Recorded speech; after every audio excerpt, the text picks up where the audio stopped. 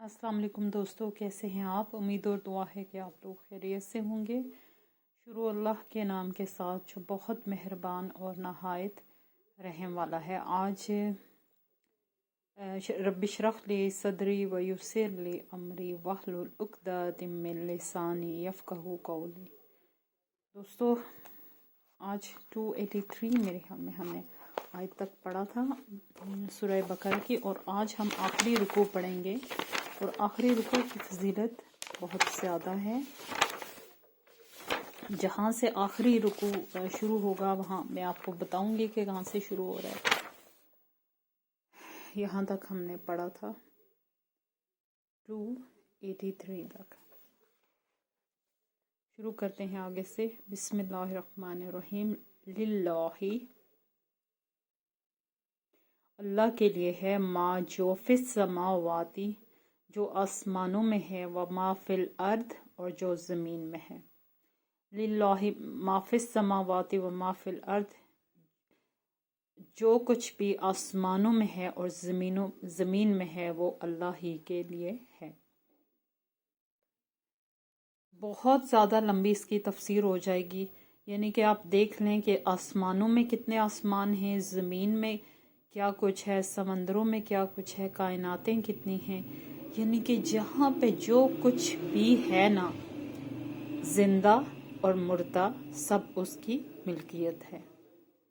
व इन तुब्दु, और अगर तुम जाहिर करोगे, फ़ी अनफुसिकुम, तुम्हारे नफ्स, मा जो, फ़ी में, अनफुसिकुम तुम्हारे नफ्सों में है, औ तख्फूहु, या तख्फूहु तुम छुपाओगे इसको। ओ का मतलब होता है या युहासिबकुम, हिसाब लेगा तुम्हारा, बिहिल्लाह, साथ इसके अल्लाह। फयग़फिर, फिर वो बख्श देगा, लिमन यशाउ, जिसको वो चाहेगा, वयुअज़्ज़िब, और वो अज़ाब देगा, मन यशाउ, जिसको वो चाहेगा। वल्लाहु अला कुल्लि शैइन क़दीर, और अल्लाह हर चीज़ पर कुदरत रखने वाला है। सुभान अल्लाह, कितनी ज़्यादा अल्लाह की सल्तनत और कितना उसका हुक्म और हकमियत उसके लिए है, और कितना आलीशान ज़ात का मालिक है वो। जो तुम्हारे नफ्सों में है, बामुहावरा देख लेते हैं। जो तुम्हारे नफ्सों में है, या तुम छुपाओगे इसको, है तुम्हारा, साथ इसके हिसाब लेगा अल्लाह तुम्हारा। फिर वो बख्श देगा जिसको वो चाहेगा, और अजाब देगा जिसको वो चाहेगा, और अल्लाह ऊपर हर चीज़ के कुदरत रखने वाला है। क्या है कि यहाँ पे नियत की और आपके नफ्स की बात की जा रही है। नफ्स जो होता है ना, वो दिल में आने वाला ख्याल होता है, और ज़्यादातर लोगों के लिए वही काबिल कबूल होता है। और जब आप भी कोई काम कर रहे होते हैं तो आप नियत के बगैर काम नहीं करते। यानी आप वो जो इरादा, वो जो मख्फी सा जो आप इरादा करते हैं, उसे नियत कहते हैं। अब अल्लाह ताला क्या फरमा रहे हैं कि जो कुछ तुम्हारे नफ्सों में है, तुम इसे छुपाओगे तो तुम्हारे नफ्सों को अल्लाह जानता है। तुम चाहे जाहिर करो या छुपाओ, वो बिल्कुल तुम्हारा जानता है। और एक दिन आएगा कि वो इस चीज़ का हिसाब लेगा। यानी शर, लोग ज़्यादातर क्या करते हैं, अपने नफ्सों के ज़रिए शर को फैलाते हैं, बुरी नीयत को बढ़ाते हैं। तो ये चीज़ अल्लाह के लिए नापसंदीदा है। अल्लाह को हर किस्म की तहारत पसंद है, चाहे वो जिस्मानी हो, रूहानी हो, या नीयत की हो। तो अल्लाह ताला कहते हैं कि अगर तुम कुछ मख्फी कुछ रखोगे तो मैं उसका भी हिसाब लूँगा। कोई चीज़ मुझसे छुपी हुई नहीं है। हमारे दिमाग उसके सामने खुले हुए हैं, तो कोई चीज़ तुम्हारी ऐसी नहीं है जिसके ऊपर जो अल्लाह के दायरे इख्तियार से बाहर हो। तो उसके बाद वो हिसाब लेने के बाद क्या करेगा, वो जिसको चाहेगा बख्श देगा, और जिसको चाहेगा अजाब देगा। तो यहाँ पे अल्लाह के उस इख्तियार की बात हो रही है जो हमारे गुनाह और सवाब से बियॉन्ड है। यानी किसी इंसान की नेकियां कम में, और किसी ने ऐसा फेल किया है जो कि अल्लाह को नापसंदीदा है, لیکن اس سے پہلے یا اس کے بعد اس کی زندگی میں کوئی ایسا فعل ہو گیا ہے جو اللہ کو بہت پسندیدہ ہے. ایک طرف ناپسندیدہ فعل ہو گیا اور دوسری طرف پسندیدہ فعل ہو گیا. تو کیا ہوا ہوگا پھر؟ دونوں کا پلڑا ایک طرح سے بھاری ہو جائے گا نا، مطلب ایکول ہو جائے گا. تو پھر وہاں اللہ کی حکمیت، اللہ کی مرضی کام، منشا کام کرے گی اس ذات کی جس نے ہمیں پیدا کیا، کہ میں جسے چاہوں گا بخش دوں گا اور جسے چاہوں گا عذاب دوں گا. اور اسی طرح ان لوگوں کے ساتھ جنہوں نے ایک بہت ہی پسندیدہ اللہ کے کام کیے، اور پھر بہت پسندیدہ کام کرنے کے بعد کچھ ایسا عمل کر دیا ہے جو اللہ کو بہت ناگوار ہے، چاہے وہ شرک بھی ہو سکتا ہے، کچھ ایسا کر دیا ہے، تب اللہ وہاں بھی اللہ کی مرضی کام کرے گی. کیا کرے گا؟ اب اس کی مرضی کے اوپر منحصر ہوگا کہ وہ بخش دے یا دوزخ میں پھینک دے. تو میرا رب جو ہے، اس لیے انسان کو کہتے ہیں کہ ہمیشہ پر امید رہنا چاہیے، ایون ڈیتھ تک، کہ کیا پتا آخری عمر میں اس سے کوئی ایسی نیکی ہو جائے جو اللہ کو بہت پسندیدہ ہو اور اس کی بخشش کا ذریعہ بن جائے، یا جوانی میں ہو جائے یا بچپن میں ناسمجھی کے دور میں اس نے اللہ کو سمجھ کے اس کی کوئی پسندیدہ بات کر دی. تو ہر صورت میں اللہ کی جو ہے امید اور توبہ، یہ دونوں آپ کے ہتھیار ہیں، ان کو آپ اچھے سے یوز کریں.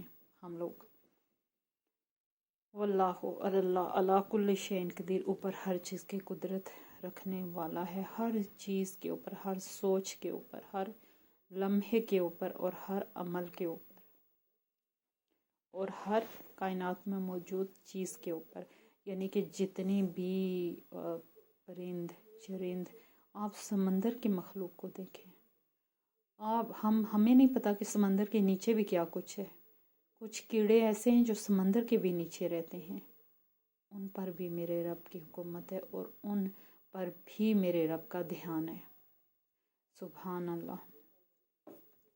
آپ دیکھتے ہیں کہ یہاں سے آمن رسول، یہ وہ رکوع ہے جو شروع ہو رہا ہے سورہ بقرہ کا، جس کے بارے میں آپ سب نے سنا ہوگا کہ اس رکوع کو یاد کرنے کی بہت زیادہ فضیلت ہے. اور یہ وہ رکوع آمن رسول سے جو شروع ہو رہا ہے، یہ عرش کے خزانوں میں سے آپ صلی اللہ علیہ وآلہ وسلم کو عطا کیا گیا تھا.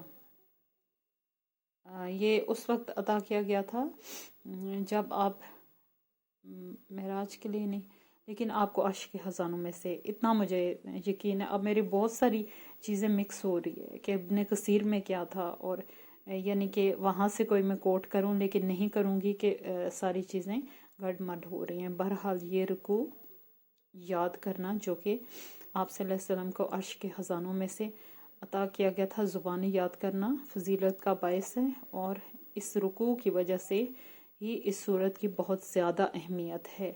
اور آپ جادو، جنات، آسیب، نظر بد، ایون کے ہر کام کے لیے اس کو، یہ جو میں نے بولے ہیں نا، اسپیشلی جادو، نظر بد، جنات، سایہ وغیرہ، ان کے لیے اسپیشلی ہے یہ رکوع. اور ڈاکٹر فرحت ہاشمی صاحبہ فرماتی ہیں، ظاہر ہے ان کے پاس بہت ساری حوالے ہوتے ہیں، وہ کسی حوالے کے ساتھ فرماتی ہیں کہ جو بھی انسان اس رکوع کے ساتھ اس کو یاد کر کے اس کے ساتھ دعا کرے گا تو اس کی دعا جو ہے رد نہیں کی جائے گی. یہ سورہ بقرہ کا آخری رکوع ہے، تو اس کو پڑھتے ہیں کہ اس میں ہے کیا. آمن الرسول، ایمان لائے رسول، بیما ساتھ اس کے جو انزلہ نازل کیا گیا، علیہ طرف اس کے، من رب ہی اس کے رب کی طرف سے، والمؤمنون اور سارے مومن.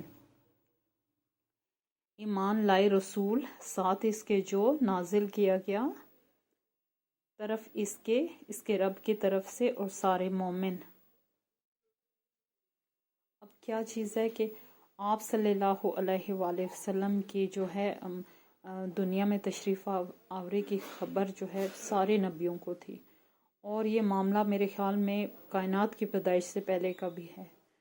تو سارے رسول جو تھے انہوں نے آپ صلی اللہ علیہ وسلم کی تائید کی اپنے اپنے وقت میں، اور اس کی تبلیغ کی کہ ایک رسول آئے گا جو آخری ہوں گے، ان کے یہ نام ہوں گے. تو ایک بہت بڑی حقیقت جس سے بہت سی اقوام دنیا میں آج کچھ ایسی اقوام ہیں جس سب جانتے ہوں جو انکار کرتی ہیں اس چیز کا. تو سب سے پہلے ایمان لائے رسول، اس آپ صلی اللہ علیہ وسلم پر بھی ان کا ایمان تھا، جو آپ لانے والے تھے قرآن مجید اس پر بھی ان کا ایمان تھا، اور یہ آخری کتاب اور آخری رسول. اور مومن بھی، اور جو مومن ہیں، ایک مسلمان ہوتا ہے ایک مومن ہوتا ہے، اور مومن بھی دل سے اس چیز کی گواہی دیتے ہیں کہ ایسا ہی ہے. کلن سارے کے سارے آمنا ایمان لائے باللہ اللہ پر، وملائکتہ اور اس کے فرشتوں پر، وکتبہ اور اس کے کتابوں پر، ورسلہ اور اس کے رسولوں پر. لا نفرق نہیں ہم فرق کرتے، بین احد درمیان کسی ایک کے، من رسولہ اس کے رسولوں میں سے، وقالو اچھا یہاں تک پڑھ، اور سارے کے سارے یعنی جو بھی لائیو زندہ چیز موجود ہے اور ایمان کا تقاضا ہے، وہ ایمان لاتے ہیں کس پر؟ جتنے رسول، مومن اور جتنے حق پر یقین رکھنے والے لوگ ہیں وہ ایمان لاتے ہیں اللہ پر، اس کے رسول پر، اس کے رسولوں پر، اس کے فرشتوں پر، اور اس کی کتابوں پر، اور اس کے رسولوں پر. یعنی کہ وہ تمام جو ہے بلا تفریق ان سب پر ایمان رکھتے ہیں. یہ ایمان ان کے دل میں موجود ہوتا ہے ان کی پیدائش کے وقت کے ساتھ ہی. یعنی کہ اب ہم نے کسی کو نہیں دیکھا، حضرت آدم سے لے کر، میں اپنی ایز اے مسلم میں اپنی بات کروں گی، ہم نے حضرت آدم کو نہیں دیکھا، لیکن ہم ایکولی ان کو اسی طرح مانتے ہیں. حضرت عیسیٰ کو، حضرت موسیٰ کو، حضرت عیسیٰ کو ہم ایکولی اسی طرح مانتے ہیں جس طرح کہ ہم اپنے نبی کو مانتے ہیں. اور نہیں ہم فرق کرتے درمیان کسی ایک کے اس کے رسولوں میں سے، اور ہم تفریق نہیں کرتے. اور ایک اچھا مسلم اور ایک اچھا مومن کون ہے؟ جو اللہ کے احکام کو ایز اٹ از اور اس کی کتابوں رسولوں کو ایز اٹ از مانے بنا دیکھے.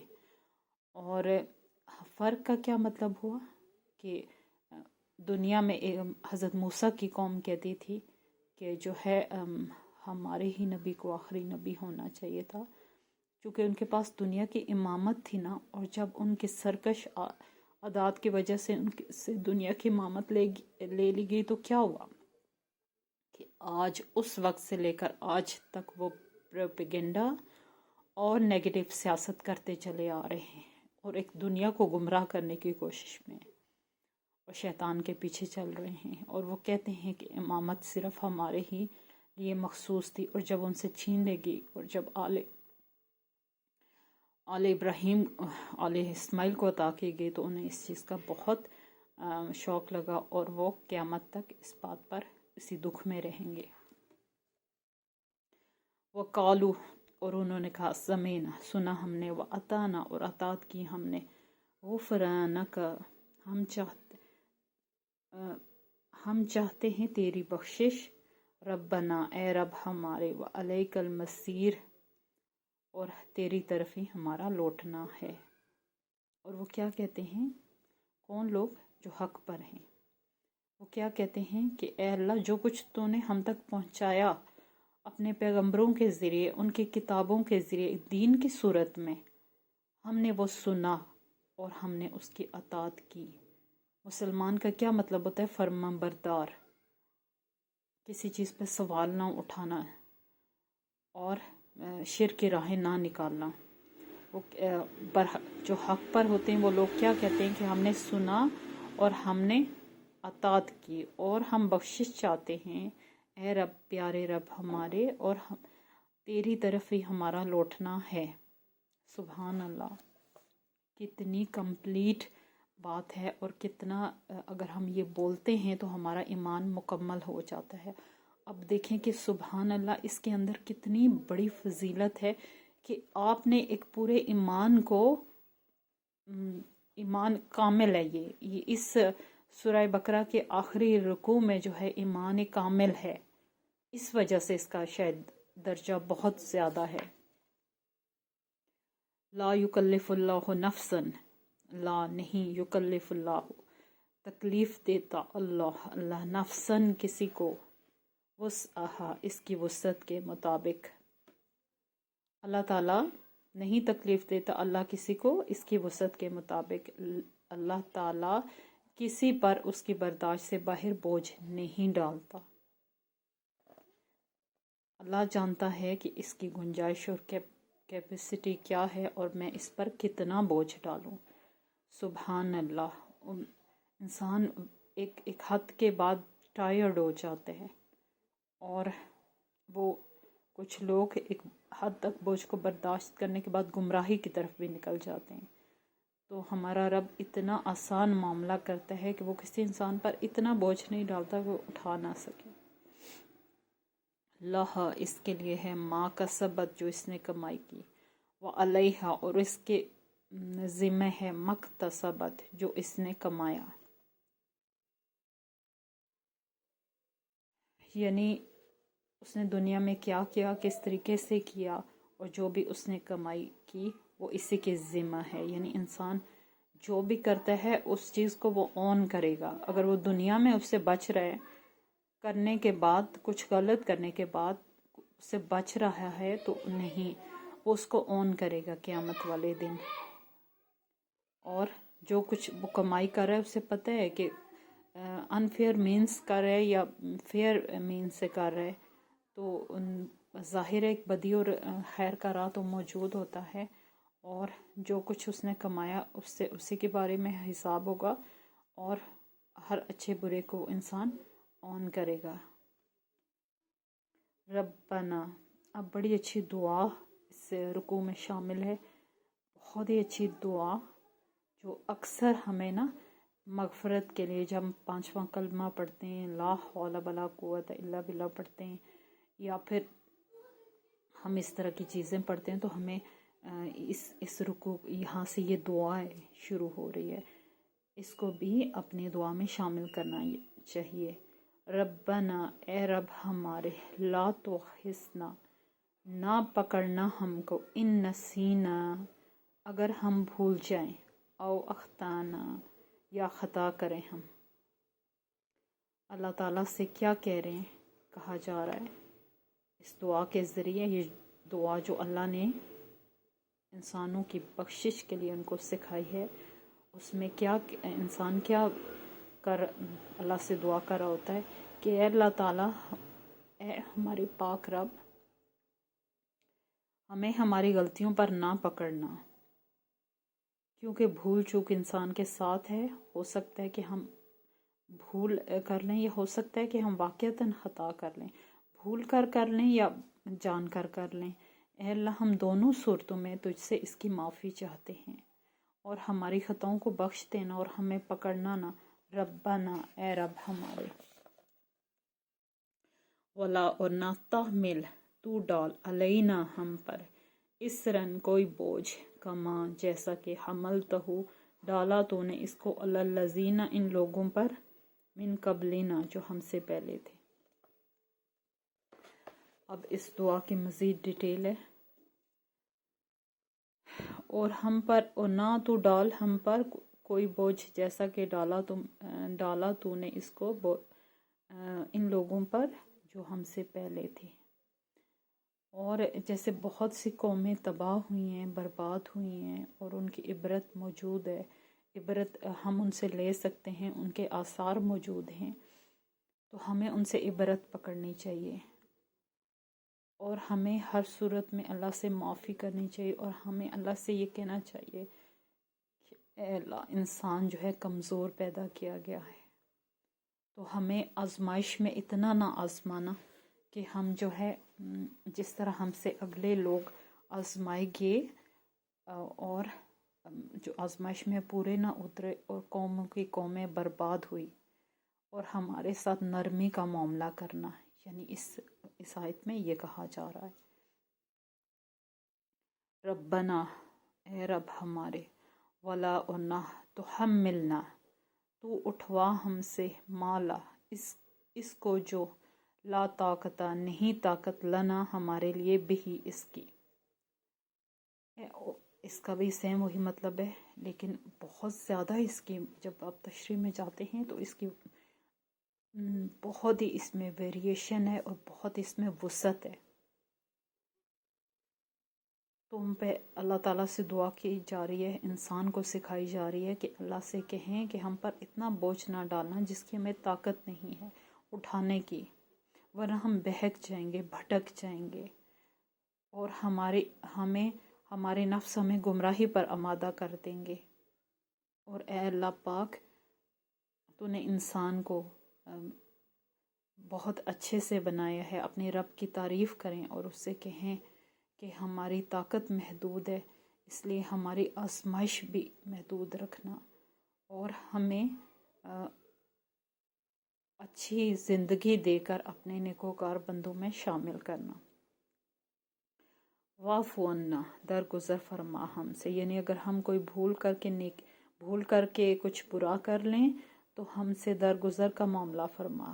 واغفر لنا، اور بخش دے ہمارے لیے، اور ہمیں بخش دے، ہمارے لیے بخشش بہت ضروری ہے، تاکہ ہم اللہ کے برحق جو عذاب ہیں ان سے بچ سکیں۔ اے اللہ، اگر ہم اس دنیا میں بھٹک گئے، گمراہی کی طرف نکل گئے تو ہمیں بخش دے، کیونکہ تو جو ہے بخشنے والا مہربان ہے، اور ہم گناہ گار ہیں۔ ورحمنا، اور رحم فرما ہم پر۔ اور یہ دنیا تیرے رحم کے باعث چل رہی ہے، اور ہم بار بار گناہ کرتے ہیں، اور ہم بار بار تجھ سے رحم کی امید کرتے ہیں، تجھ سے تیرا رحم مانگتے ہیں۔ اس کا یہ مطلب ہے انت مولانا، تو ہی ہمارا مولا ہے، یعنی کہ تو ہی ہمارا اللہ ہے، وہ اللہ جس نے اس کائنات کو پیدا کیا ہے، ہمارا سب کچھ تو ہی ہے، مولا ہے ہر چیز کا، کی دیکھ ریکھ کرنے والا تو ہے، ہر چیز کی، ہر سانس دینے والا تو ہے، ہر ایون آئی کو ونک کرتے ہیں نا، آئی ونک کرنے کے لیے اگر نہ کر سکیں، یہ کتنی بڑی نعمت ہے کہ ہم آئیز کو ونک کر سکتے ہیں، اور دماغ کا اتنا پیچیدہ سسٹم ہے، اگر ایک نس ادھر سے ادھر ہو جائے، ایک ذرا سی گڑبڑ ہو جائے تو کیسے ہم کس حالت میں آ جائیں گے۔ انتا مولانا، تو ہمارا مولا ہے، کیونکہ تو ہر چیز پر قادر ہے، یہ سب نظام تیری وجہ سے چل رہا ہے۔ فانصرنا، پس مدد فرما ہماری، یا اللہ پاک ہر کام میں ہمارے لیے آسانی کر۔ یہ دنیا ایک جائے حسرت ہے، تنگی کی جگہ ہے، آزمائش کی جگہ ہے، ہمیں اس دنیا میں ایکچولی آزمایا جا رہا ہے نا، تو کتنے معاملات ہوتے ہیں جن انسان اپنے خواص کھو بیٹھتا ہے، سب کچھ بہت زیادہ پینک ہو جاتا ہے، پریشان ہو جاتا ہے۔ فانصرنا، پس مدد فرما ہماری، ہر معاملے کو تو دیکھ اور ہمارے لیے آسانی کر۔ ہم جب اس سے رجوع کریں گے تو وہ یقیناً ہماری مدد کرے گا۔ اس نے اسی لیے دعا کا حکم دیا اور مانگنے کا حکم دیا، اور اور جو دعا ہوتی ہے وہ عبادت کی جان ہوتی ہے۔ علی القوم فانصرنا، پس مدد فرما ہماری، علی القوم الکافرین، اوپر کافر قوم کے۔ کافر قوم سے مراد وہ ہے جو حق سے ہٹے ہوئے ہیں، اور ایون دنیا بھری ہوئی ہے ایسی اقوام سے، اور جو ہے یہ ہمیشہ ہی مسلمانوں کو تنگ کرنے کے لیے کچھ نہ کچھ کرتے رہتے ہیں، اور یقیناً مسلمانوں کے اندر وہ باتیں نہیں رہی جو ان کے اندر ہونی چاہیے۔ تو ان حالات میں ہر جگہ کون ان کی مدد کر رہا ہے؟ اللہ مدد کر رہا ہے، اور وہی کرتا رہے گا، کیونکہ جس پہ بھروسہ کیا جاتا ہے، جس سے مدد مانگی جاتی ہے، وہی کرتا ہے۔ جب ایک قوم دوسرے کے لیے نہیں نہ اٹھتی تو پھر اس صورت میں اللہ ہی مدد کر رہا ہوتا ہے، کیونکہ اللہ تو اپنے بندوں کو جو اس کو پکارنے والے ہیں ان کو تو اکیلا نہیں چھوڑتا، ان کے ساتھ ہمیشہ رہتا ہے۔ اور اے اللہ جب تک ہم ہیں ہر کافر و ظالم سے ہمیں بچا لے۔ تو دوستو یہاں پہ سورہ بقرہ کا اختتام ہو گیا، اور یہ دعا اپنی دعاؤں میں ضرور شامل کریں، اور یہ کس قدر جامع اور مکمل دعا ہے۔ کل انشاءاللہ سورہ آل عمران شروع کریں گے۔ اس دعا کے ساتھ اختتام کرتے ہیں۔ اللہم انی اسألک علما نافعا وعملا متقبلا ورزقا طیبا، آمین۔ اللہ حافظ۔